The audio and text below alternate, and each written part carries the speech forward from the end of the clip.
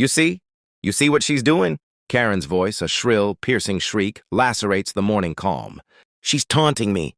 Right there by her illegal mailbox. I told you, she's a menace. Get her off my property. Arrest her. She's violating every single bylaw. The security men, stiff and unyielding, take a step towards Sarah. My heart hammered in my chest. This had gone too far. I started forward, but Sarah's hand, firm and gentle, stopped me. Her smile widened just a fraction. Is that right, ma'am? One of the guards intoned, his voice deep and authoritative, addressing Sarah. We have reports of multiple HOA violations, harassment, and disturbing the peace. We're going to need you to comply. Sarah's eyes, usually warm and sparkling, hardened. She reached slowly into her pocket, pulling out a small, glinting object. The sunlight caught it, reflecting off a polished silver star. The guards paused, their expressions shifting from stern confidence to utter bewilderment. Compliant? Sarah's voice, calm and steady, cut through the fabricated authority. I am compliant. And you, she pointed a finger, not at the guards, but directly at a now pale Karen, are about to learn a very hard lesson about impersonating an officer and filing false reports. The color drained from Karen's face. The security guards exchanged nervous glances. The silence that followed was deafening, shattered only by the distant chirping of a bird. The smile was gone from Sarah's face, replaced by an expression of cold, unwavering authority. This wasn't just my wife anymore. This was the law, and Karen had just called down a storm she couldn't possibly imagine. Life used to be simple, serene, a symphony of rustling leaves, and the distant murmur of a creek. Our little cabin, nestled on the edge of the sprawling Blackwood forest, was our sanctuary. 40 acres of untamed wilderness, our own private kingdom. A stark contrast to the manicured, homogeneous world just beyond the tree line. Sarah and I had built it with our own hands, each plank, each stone, imbued with a love for solitude and the quiet majesty of nature. We'd wake to the chirping of birds, brew coffee as the sun filtered through ancient pines, and spend our days hiking, fishing, or simply existing in the peaceful hum of the natural world. Our nearest neighbor was a mile away, a grizzled old-timer named Jed, who preferred the company of his hound dogs to humans, and that suited us just fine. Then the development happened. Like a cancerous growth, it spread from the fertile valley, consuming acres of pristine woodland, pushing its way right up to the very edge of our property line, the Whispering Pines Estates, name that mocked the bulldozed forest and the incessant whirring of construction. Suddenly, our wild, untamed boundary became a meticulously mown lawn, bordered by a pristine white fence, and with the fences came the rules. Oh, the rules. Our first encounter with the tyranny of the Homeowners Association, or HOA, was as innocuous as it was infuriating. It was a Tuesday, a day Sarah had off, and she was out tending her herb garden, a riot of basil, mint, and rosemary growing in repurposed whiskey barrels. The sun was warm, the air smelled of pine and rich earth. A perfect morning. Then, a golf cart, unnervingly silent, rolled to a stop on the gravel path that marked our property line. On it sat 3 figures. At the helm, a woman in a pristine white visor, her perfectly coiffed blonde hair unmoving despite the breeze. This was Karen. I knew her only by the whispers from Jed about that new HOA dragon. Lady, she was flanked by a nervous-looking man, Mr. Henderson, whose tie was always too tight, and a woman I'd later learn was Mrs. Gable, whose perpetual frown seemed etched into her face. Good morning, Karen chirped, a smile that didn't quite reach her eyes. Lovely day for gardening, isn't it? Sarah, ever polite, offered a hesitant smile. It is. The rosemary is doing particularly well this year. Karen's gaze, however, wasn't on the rosemary. It was fixed in our mailbox, a beautiful, rustic affair crafted from reclaimed barn wood, stained a deep mahogany and adorned with a hand-painted pine cone design. It stood proudly at the edge of our gravel driveway, perfectly functional and, to our minds, perfectly charming. Yes, well, Karen began, her voice losing its sugary sweetness. That's actually why we're here, dear. We've had a concern raised about your mailbox. Sarah raised an eyebrow. My mailbox? Is there a problem with it? Mr. Henderson cleared his throat, adjusting his tie. It's not standard, ma'am. The HOA has very strict guidelines regarding external fixtures. Uniformity, you understand? Aesthetics for the community. Mrs. Gable chimed in, her voice a dry rasp. It clashes with the architectural theme. The bylaws clearly state mailboxes must be a specific shade of beige or white, and a particular approved design. I stepped out from behind Sarah, my patience already wearing thin. Hold on a second. This is our property. We're outside your Whispering Pines estate's boundary. Our land extends well past that fence line. Your HOA rules don't apply to us. Karen's smile vanished completely. Her eyes narrowed. The carefully constructed pleasantness replaced by an icy glare. Oh, but they do, sir. Your property abuts ours. Any external element visible from our community falls under the purview of the HOA, particularly those that diminish property values or create an eyesore. She gestured grandly at our mailbox, as if it were a heap of rotting garbage. That thing is in direct violation. An eyesore? Sarah's voice was dangerously calm. It's handcrafted. It's unique. It's beautiful. Beauty is subjective, dear, Karen purred, her tone dripping with condescension. Bylaws, however, are not. Consider this your first notice. You have 7 days to replace it with an approved model. Otherwise, we'll be forced to take further action. There are fines, you see. Significant ones.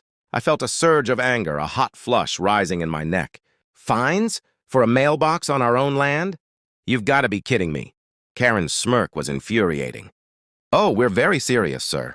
Very serious indeed. Welcome to the neighborhood. She then turned the golf cart around with a flourish, leaving us standing there dumbfounded as they disappeared back into their perfectly manicured world. 7 days for a mailbox. It was petty, ridiculous, and an undeniable declaration of war. We had just crossed paths with Karen, and I had a sinking feeling this was only the beginning. 7 days came and went, and our beautiful, rustic mailbox stood exactly where it always had, a silent defiance against the creeping beige conformity. The first official notice arrived a week later, tucked into a bland white envelope, devoid of any personal touch. It was a formal, sterile document, detailing a $500 fine for non-compliant external fixtures and threatening further escalation if the violation wasn't rectified within another 7 days. Attached was a glossy pamphlet showcasing the approved mailbox designs, all identical, all utterly devoid of character. The audacity of it made my blood boil. This is insane, Sarah, I fumed, crumpling the notice in my hand. They can't fine us for something on our property that's outside their jurisdiction. Sarah, ever the pragmatist, was already on her laptop, cross-referencing property lines and county ordinances. Legally, they can't, but they're banking on us not knowing that or being too intimidated to fight back. This isn't about the mailbox, honey. This is about control. And Karen wants to establish it. The fines kept coming. First for the mailbox, then for the excessive natural landscaping near our property line, which was, in fact, just the forest. A fine for unsightly garden ornamentation, because Sarah had placed a charming gnome, a gift from her grandmother, amongst her herbs. Each fine was a new insult, a deliberate provocation designed to wear us down. The gossip started to trickle in, too, mostly from Jed, who, despite his reclusive nature, had an uncanny knack for hearing everything. That Karen woman, he'd grumbled one evening, leaning on our fence post, his old hound sniffing at my boots. She's been telling folks in town you two are some kind of anarchists. Said you're letting your property go to ruin, attracting pests. Even heard her say you're unneighborly. Unneighborly? We lived in harmony with the wild, not against it. But to Karen, anything that didn't fit her narrow suburban ideal was a threat. The emotional toll began to mount. Sarah, usually so vibrant, started looking tired. The joy of her gardening was overshadowed by the constant worry of another violation. Our peaceful mornings were now often interrupted by the sight of Karen, often with Mrs. Gable in tow, slowly driving by in her golf cart, their heads swiveling, eyes meticulously scanning our property as if searching for a speck of dust on a spotless floor. It felt like we were under constant surveillance, trapped in an invisible cage. One sweltering afternoon, I was struggling with a stubborn stump near our fence line, sweat stinging my eyes when Karen's golf cart purred to a stop. This time she was alone. a smug, triumphant look on her face. "Having some trouble, dear?" she asked, her voice oozing fake sympathy. "Perhaps if you spent less time on rustic projects and more time adhering to community standards, you wouldn't be so stressed." I straightened up, leaning on my axe, my patience at a razor's edge. "What do you want, Karen?" "Another bogus fine?" Her smile tightened. "Oh, something much more significant, I'm afraid. We've had a meeting. Due to the escalating nature of your disregard for community well-being, the HOA has decided to impose a special assessment for nuisance abatement and property value stabilization. It's a rather substantial sum, I'm afraid. Several $1,000s, payable immediately." My jaw dropped. "Several $1,000s? For what? Living on our own land?" "For the blight you're creating," she countered, her voice now hard and unyielding. "For refusing to conform. And if you refuse to pay, the HOA is authorized to place a lien on your property. Imagine that. Your little cabin tangled up in legal proceedings, perhaps even foreclosed upon." She paused, letting her words hang in the air like a poisonous cloud. "You know, it's a shame. Such a lovely piece of land. It would make a wonderful extension for the estates. Plenty of room for more beige mailboxes." A cold dread coiled in my stomach. A lien? Foreclosure? This wasn't just petty squabbles anymore. This was a direct threat to our home, our livelihood. My mind reeled, trying to grasp the implications. This woman, with her carefully coiffed hair and predatory smile, was trying to steal our home. "You won't get away with this." "Karen," I said, my voice barely a whisper, laced with a fury I hadn't known I possessed. She merely laughed, a short, sharp bark that grated on my nerves. "Oh, I think we will, dear."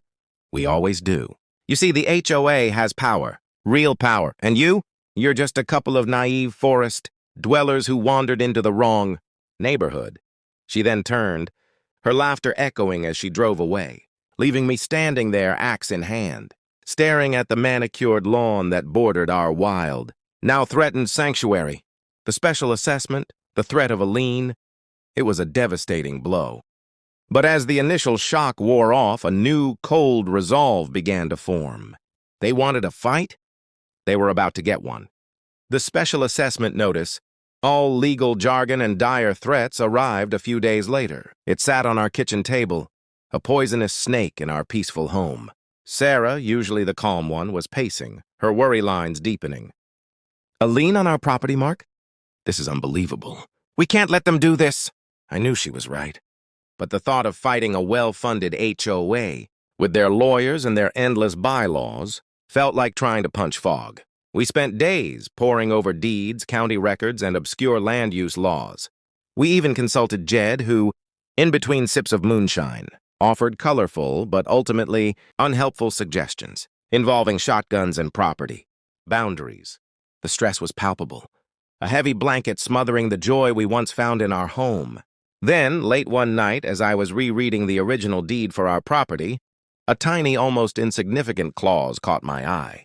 It was buried deep within the archaic legal language, a relic from a century ago, describing the land parcel's history.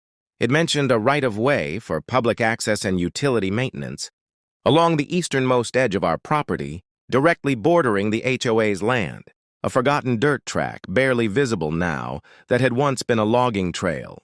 It wasn't just a right-of-way. It specifically designated that strip of land as public domain, managed by the county, not private individuals or, crucially, HOAs. It was a sliver of land, about 10 feet wide, that was legally separate from both our private property and the HOA's jurisdiction. Despite appearing to be part of our frontage, a spark ignited in my mind. "Sarah, look at this," I said, my voice hushed with sudden excitement. "This right-of-way? It's public land. The county owns it, not us, and definitely not the HOA.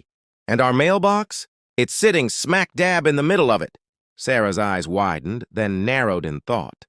"So if it's public land, then the HOA's bylaws truly don't apply there. And if they've been fining us for something on public land and threatening a lien based on those fines, then they've been operating under false pretenses," I finished, a grin spreading across my face.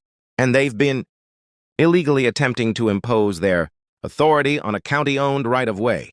The next morning, Sarah made a call. Not to a lawyer, not to the HOA. She called the county sheriff's department. Because what Karen and the entire HOA didn't know was that my quiet, herb-gardening, nature-loving wife, Sarah, was actually Sheriff Sarah Jenkins, head of the county sheriff's department. She kept her work life and home life strictly separate. And in our little cabin retreat, she was just Sarah, but Karen had just poked the wrong bear. The big showdown happened a week later. We had requested a formal mediation meeting with the HOA board, ostensibly to discuss the special assessment. Karen, radiating smug confidence, sat at the head of the polished oak table, flanked by Mr. Henderson and Mrs. Gable, their expressions grim and determined. Sarah and I sat opposite them, our faces carefully neutral. Karen began, her voice dripping with self-satisfaction.